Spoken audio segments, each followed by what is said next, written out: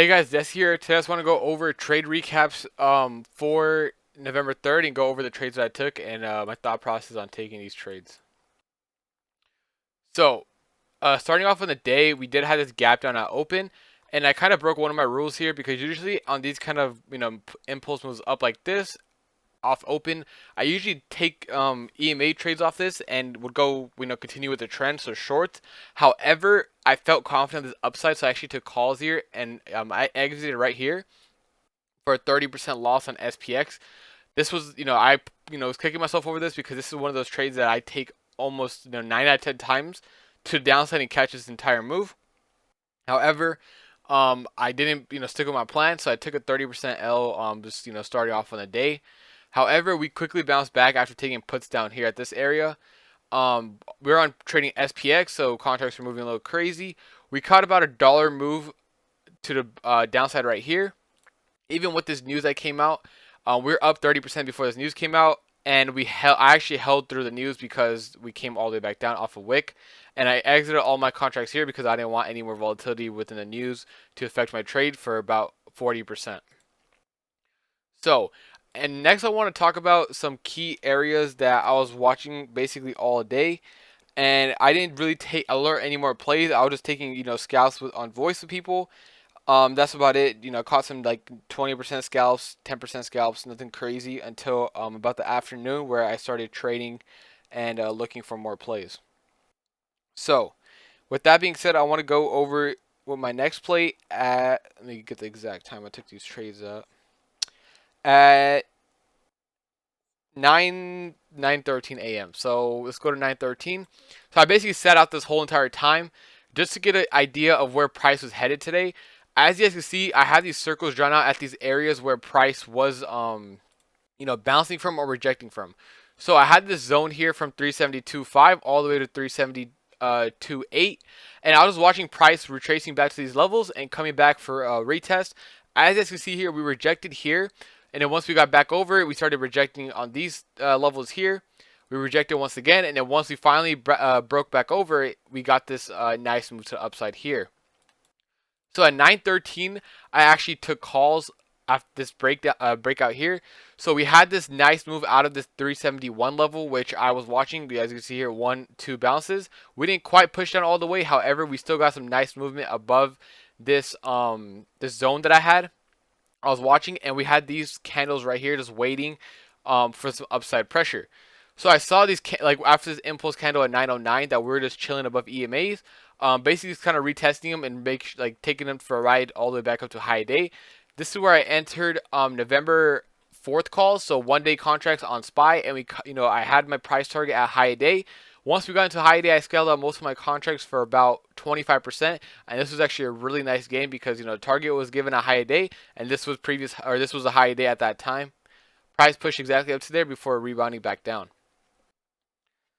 So the next trade comes in at 9:45. This was an SPX trade because I did want to see a quick move to the upside, so I didn't want to I thought SPX could catch a good move here, and we actually did. So once again, I want to highlight. Let me actually bring out more of these just so you guys can see what I'm talking about. So we got here, and we also got here. Once this price broke above this level, I was waiting for a retest at the zone just to catch more upside and potential break of high day. So once this move actually came up and we started coming back above the EMAs near this high day, I'm obviously watching tape, level 2, and all that good stuff, and I was seeing that the sell wall was getting chipped away. So I entered some SPX calls here. I didn't go too heavy because we were in this near high day supply. However, I was still confident on the upside that we could catch a really nice move. So I entered some SPX calls, 37.65s. Middle of this candle here, I entered, and we caught this really nice move all the way to the upside for about 80 to 70% on SPX.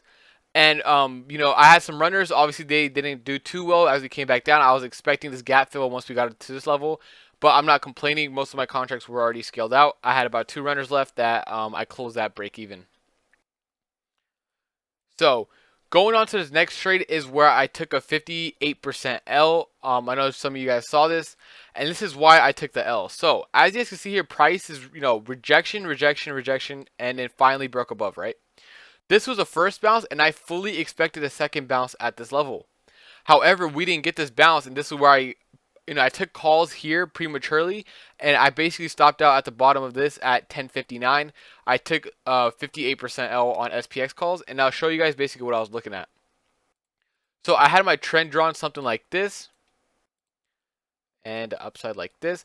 I expected a breakout on one of these moves up to the upside. This was premature of me because, one, I didn't fully wait for the break above, right? I was trying to predict the breakout. That's already going to be a red flag in taking the trade. So this is my fault 100%. I'm not going to blame the price action for it. I'm not going to blame everything for it. I was kind of heated in the moment because I did fully expect a bounce here. However, it's trading and not everything goes your way.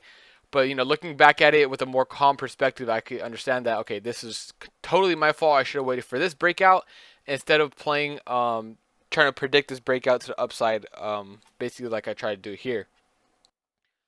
So today, I don't, guys, I don't really use VWAP too often. However, I do have it open sometimes, and as you guys can see, I'll show you guys right here. Price was moving really nice off of VWAP today. We had this bounces here and here. And I was still bullish when price broke this zone because I really thought this was a sweep of the low and of this, obviously stops would get triggered here, right? So they brought this under the zone here to trigger stops, and I was waiting for the VWAP touch here, and that's where we got this really good movement on basically on SPY and SPX. And I'll tell you guys the next trade I took. So once VWAP hit here, this is also the bottom of my trend line. We started bouncing, and we finally broke out of this downtrend that I was waiting for the entire time. And at 10:21, I entered SPX calls. So actually at the 11:22, excuse me. 11:22 is where I entered SPX calls. Sometime at the bottom of this candle is where I entered. I entered 37.30s at $1,000 a contract with a target of 373.5. I told everyone I am not scaling a single contract until 373.5 because that's how confident I was that this was going to push back into this area here where we've been rejecting previously. So we had a rejection here, here, and here. So let me actually drag. So you guys already get the point with these circles. I'll drag them here, here, and here. So I was targeting this range on SPX, and I was waiting for this breakout of this downtrend to catch this move all the way back up here. And that's exactly what we caught. These contracts ran to 1,600 or 60%, and this was a very nice trade. Once again, this trade right here, that was a 58% L, was a bad trade on my end. I should have realized, I'm like, what am I really trading here? I'm trying to predict the bounce. That should have automatically told myself, this isn't a good trade. That isn't an A+ setup, and I should wait for the break of this trend, something like we got here, before taking the trade. So as you can see, price came right back down and bounced off this level before making before getting rejected, and then we had the end of day sell off, which we closed at this 371 area.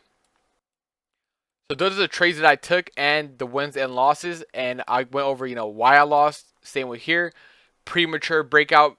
I shouldn't have taken calls here just because there wasn't really a setup telling me to take calls. Everything was going bearish, and this was just a retest of EMAs off a morning dump.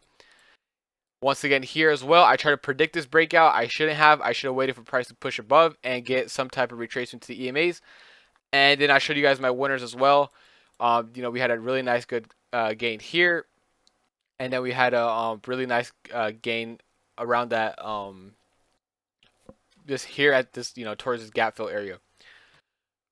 Ultimately, we did not get this total gap fill that I wanted. I was really pushing for it. I really thought they would get it off this breakout. We didn't get it, but that's fine. We still caught some nice moves. This is why it's important to scale out contracts, at 20, 15%.